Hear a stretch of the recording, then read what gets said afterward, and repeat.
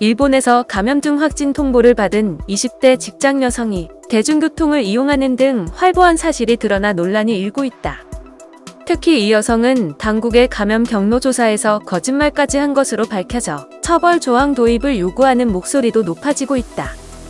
도쿄에 직장을 둔 이 여성은 야마나시 현의 고향집에서 연휴를 보내기 위해 지난달 29일 오후 신주쿠에서 고속버스를 탔다. 야마나시현을 비롯한 각 지자체가 연휴를 앞두고 감염증 확산을 우려해 기성자제를 호소하고 있던 상황에서다.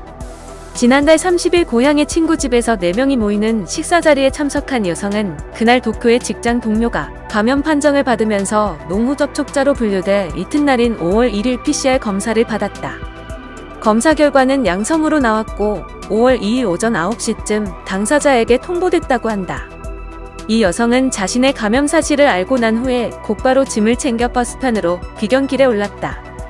지난달 26일부터 미각 이상 등 감염증 증상을 겪은 이 여성은 그러나 보건소 등에는 감염 사실을 통보받기 전인 5월 1일 밤에 귀경버스를 탔다고 거짓 설명을 한 사실이 드러났다.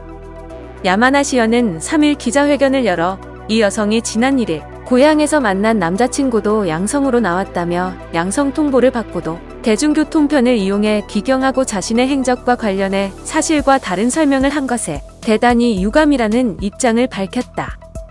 일본에서 확진 판정을 받으면 경증자일 경우 자택이나 호텔 등 당국이 지정하는 곳에 대기토록 요청해 다른 사람과의 접촉을 피하도록 하고 있지만 이를 어기더라도 처벌 조항은 없는 상황이다. 이 여성 사례를 계기로 일본 인터넷 공간에서는 처벌 조항을 도입해야 한다는 목소리가 커지고 있다. 한 네티즌은 관련 기사의 댓글을 통해 보도 내용을 보면 화가 나는 것을 넘어 일본에 이런 인간이 있는지 기가 막힌다며 양성 판정 후의 행동에 대해 검찰이 상해죄 등을 적용해 처벌하는 방안을 검토해야 한다고 주장했다. 또한 일본 오사카에서 감염 여부를 알 수 있는 유전자 증폭 검사가 최대 10일 걸린다는 보도가 나왔다. 4일 지지통신은 누적 감염자가 1,600명을 넘어선 오사카에서 보건소가 시민에게 PCR 검사가 필요하다고 판단한 후 실제 검사를 받을 때까지 최대 10일 기다려야 했다고 보도했다. 통신에 따르면 지난 4월 중순 역내 감염자 40%가 집중된 오사카시에서 PCR 검사를 받기 위해서는 최대 10일을 기다려야 했다. 환자 급증에 검사 태세가 쫓아가지 못하는 상황이다. 대형 연휴가 끝나가며 감염증 검사 건수가 다소 줄어든 지난 1일 기준에서도 검사를 받으려면 5일 정도 기다려야 했다. 당국은 중증 환자와 집단 감염 환자의 검사를 우선시했음에도 기다리던 중 병세가 급변해 입원하게 되는 환자들도 있었다.